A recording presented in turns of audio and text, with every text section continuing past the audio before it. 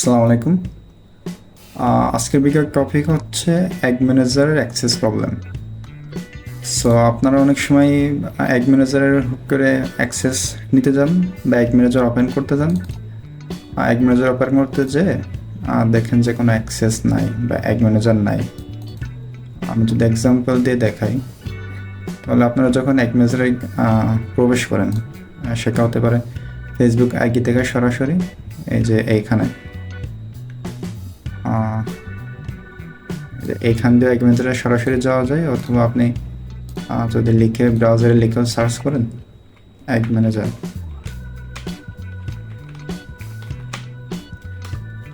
লিখে সার্চ করলে অ্যাগ ম্যানেজার চলে আসবে। তো এইখান থেকে আপনি সিম্পলি যেতে পারেন, এই যে অ্যাগ ম্যানেজার লেখা আছে এখান থেকে। সো আমি অ্যাগ ম্যানেজারে ক্লিক করলাম, দেন আপনি গো অ্যাগ ম্যানেজারে চলে যাবেন। অ্যাগ ম্যানেজারে চলে যাওয়ার পরে দেখবেন আপনার অ্যাগ ম্যানেজার ওপেন হয়ে গেছে। আপনি কি ক্যাম্পেইন করেছেন বা যে কাজগুলো করেছেন এইগুলো শো করবে।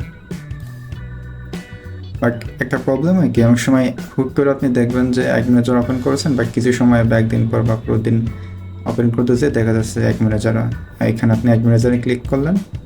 অ্যাগ ম্যানেজারে ক্লিক করার পরে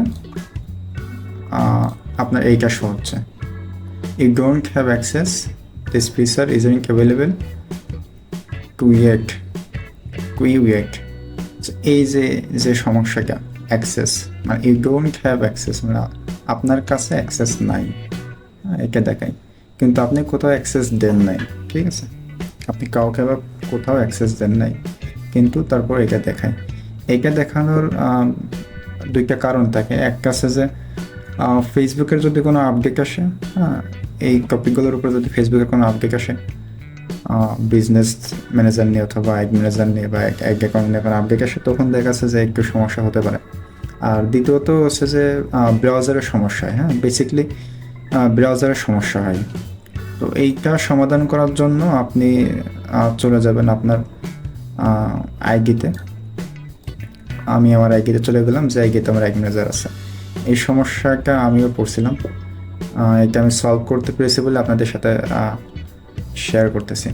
সো আপনি আইডিতে যেটা করবেন সেটা হচ্ছে যে প্রথমে আপনার যে ব্রাউজারে অ্যাড ম্যানেজারটা ছিল, যে ব্রাউজারটা, সেই ব্রাউজারের একদম ডান পাশে দেখবেন যে থ্রি ডট আইকন আছে। এই থ্রি ডটে ক্লিক করবেন। থ্রি ডটে ক্লিক করার পরে নিচে দেখবেন যে লেখা আছে ডিলিট ব্রাউজিং। যে দেখুন এইখানে লেখা আছে ডিলিট ব্রাউজিং। এই ডিলিট ব্রাউজিংয়ে ক্লিক করবেন। ডিলিট ব্রাউজিংয়ে ক্লিক করার পরে এইখানে এই যে কিছু টিক মার্ক দেখবেন, browsing history, cookies and case.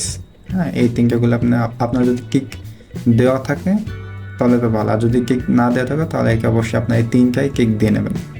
Kick দিয়ে দেন আপনি এখানে ডিলিট জায়গাতে ক্লিক করবেন। ডিলিট জায়গাতে ক্লিক করলে আপনার ব্রাউজারে যত কিছু ছিল, যত ডাটা বা কুকিজ, এগুলো চলে যাবে।